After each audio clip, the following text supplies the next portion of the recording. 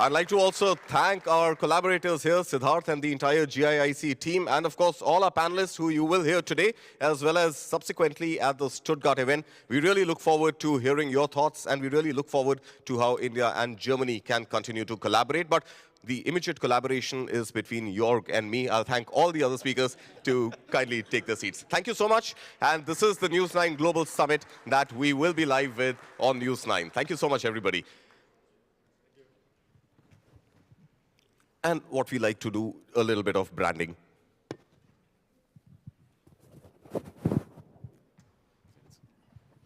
All right, back to the GIIC Innovation Summit, and let's actually set the ball rolling on this spotlight.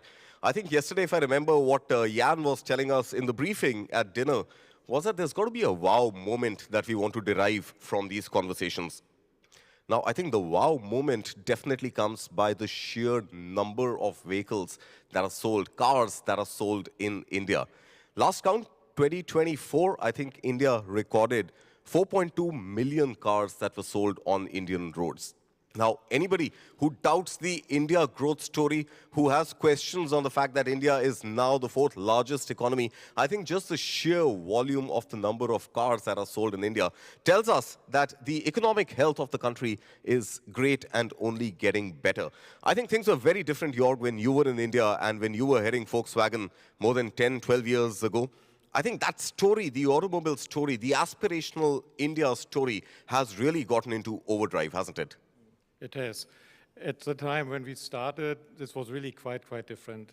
And we had big expectations at that time, and how the market will be grow and so on, and how the success of our cars will come. What was not in that range we have expected, but it went very well on. So at that time, it was a good start. Right. And, you know, it's also another wow moment for India also comes from the fact that a big chunk of the cars which are sold in India right now are not, with due respect to the speaker from Maruti Suzuki who was here just a short while back, are actually not the Maruti 800s or the Altos. They are not the smaller cars, but rather Indians are now fancying the SUVs a lot more than perhaps in your time in India. Yes, at that time it was a sedan, what was mainly the car, and a little hatchback. And now it changed, as you rightly said. Nowadays, if you see the figures, you have the SUVs far in front, then the hatchbacks and sedan just a little.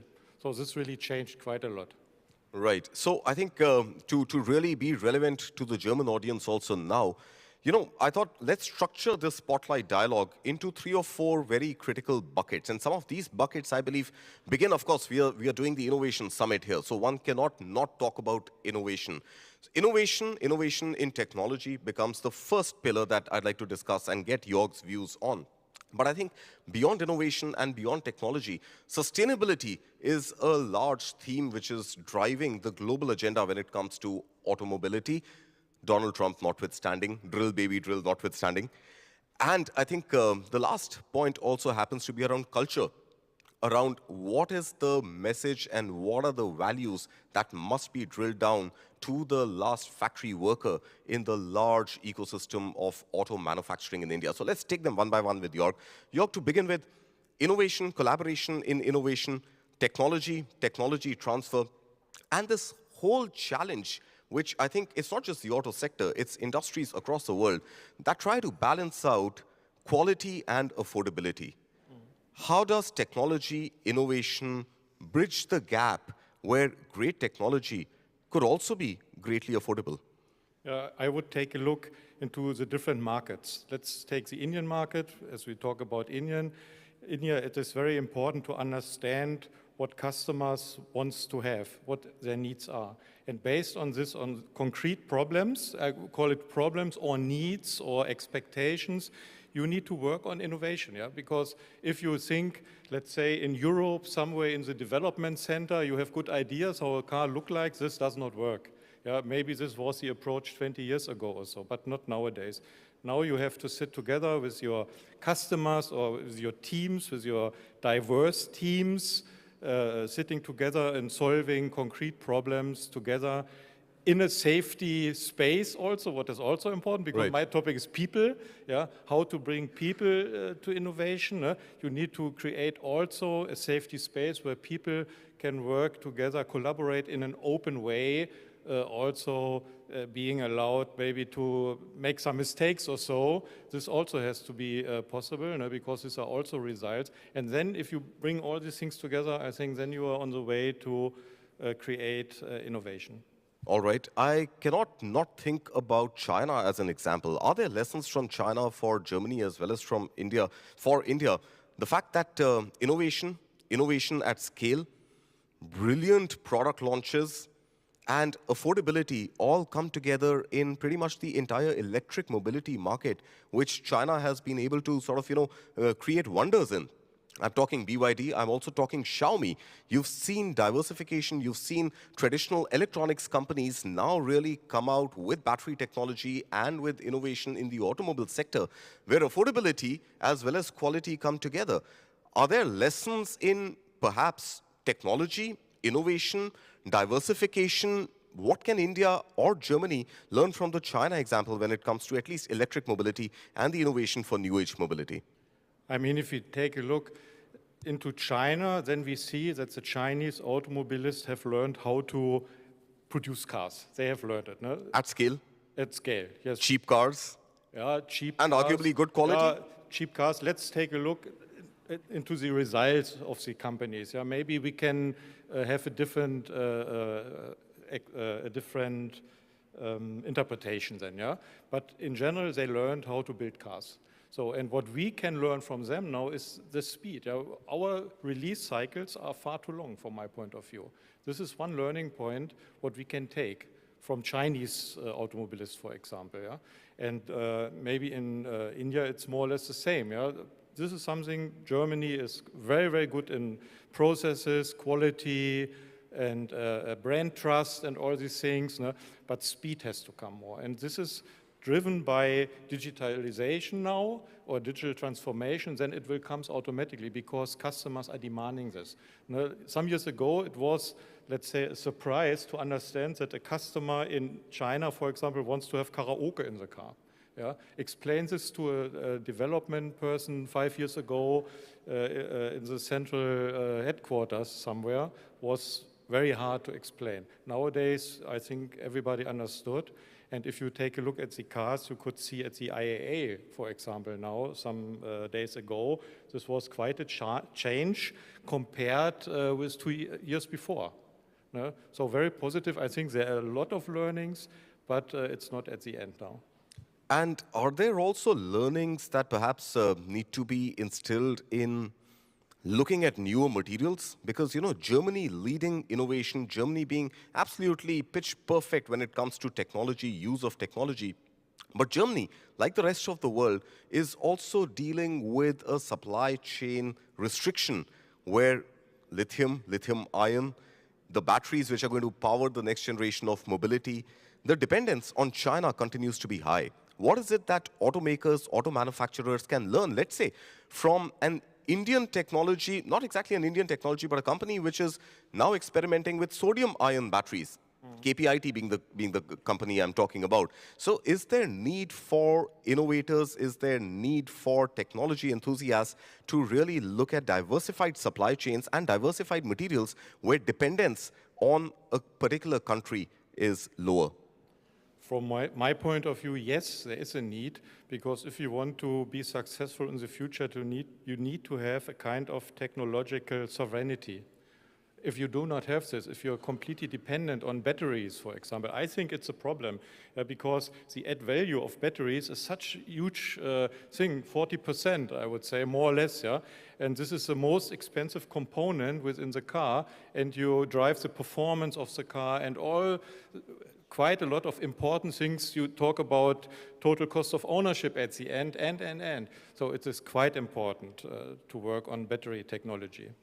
All right, so battery technology, finally, I think we are running out of time, but Jörg, this is a subject that you want to definitely talk about, and we'd love to hear your views. And this is about culture, the people, the human capital that goes into the shop floor, that goes into retail stores, and that goes into pretty much, everything that defines any industry, any sector, the people who are at the helm or at the real bottom of the pyramid, across the board, across the chain, how does the culture of innovation, the culture of being meaningful to your product and to your customer, how does that percolate down to the last employee in any organization? What's the best way to do it?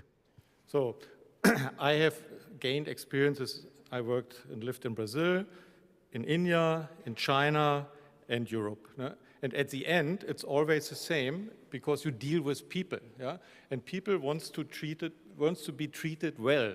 This is very important. You need to treat people well. You need to listen to people. You need to try to understand people. It's not enough to have an intercultural training of about 5 hours and then you're of the opinion you know everything. Yeah, this is not correct. No? So you need to take your time and try to understand the people. And if you are on this way and people realize this, I think then this is the best thing you can do. Why is it not done? Why not? Everybody knows listening to people is the surest way to do it. Why do companies not listen to people? Why do companies not listen to employees? And how does one build that culture of companies actually seeing value in listening to the last employee? I tell you, this is a very good question and a difficult question. Yeah, don't ask me. I don't know why. I just can give recommendation or think, how would I do this? Yeah, how would I do this? How did you do it when you were heading, let's say, the India Volkswagen plant in your early years in India? What was your leadership style? What was your policy when it came to people in your organization? I tried to understand the people. This is what is important for them. For example, what I have learned, what was not clear for me before, is that not only the person in the company, in the factory is important, also the family behind, for example, yeah, because they need to take care of them and so on, if they come from villages or whatever. So we need to find things, how to support the person and the family behind.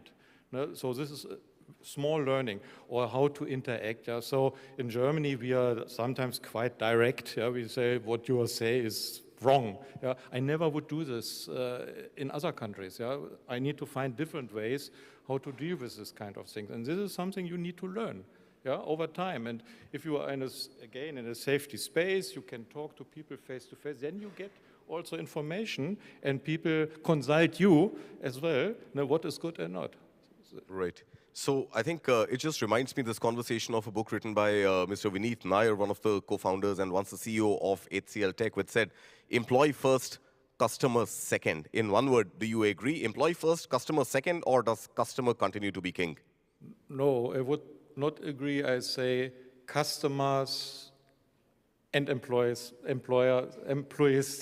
first. So if I do not treat the customer right, I can have the best employees. So it's customer first, employee second? Or it's a draw? No, I would say 1.0 customer, 1.1 employee. All right, ladies and gentlemen, Mr. Jörg Müller for you on the Spotlight Dialogue. Thank you so much, Jörg.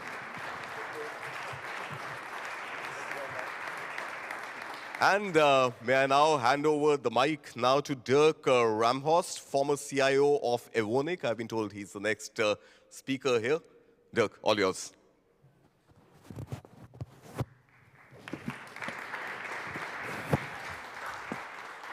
Thanks. Okay, just setting the scene. And let's arrange a table as well.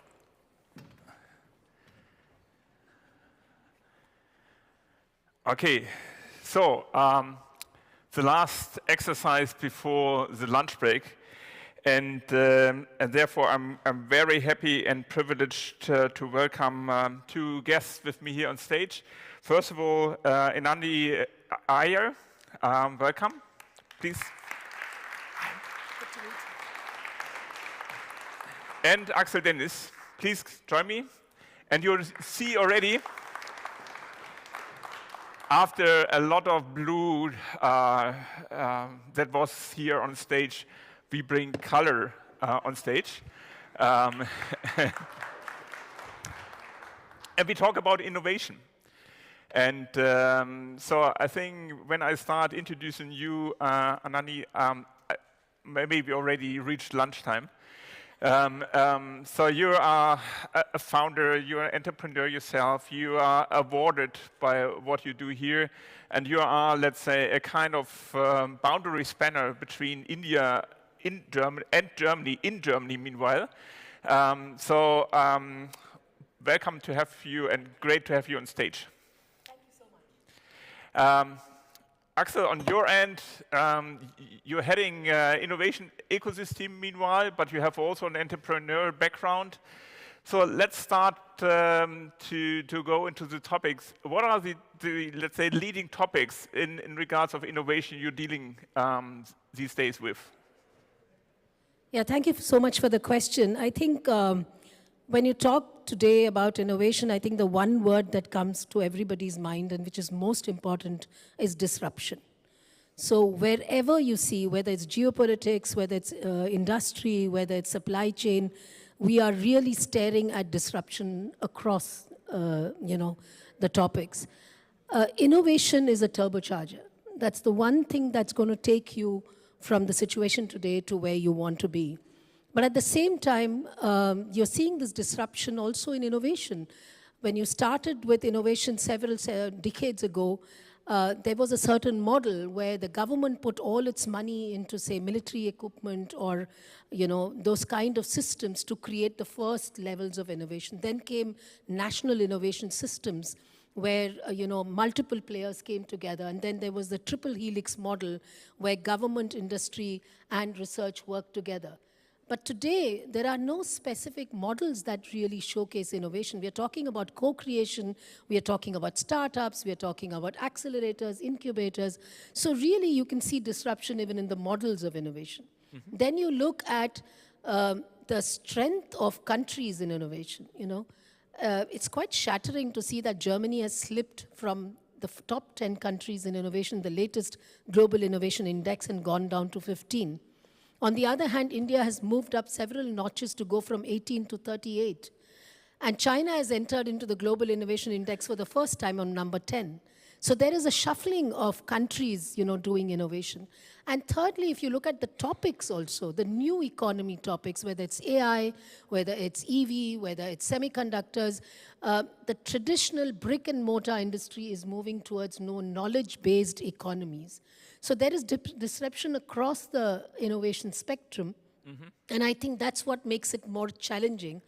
And the only way that we can deal with this effectively is if that players and stakeholders in the innovation system come together in such a way that you can create innovation in speed, scale, and value creation for every stakeholder involved.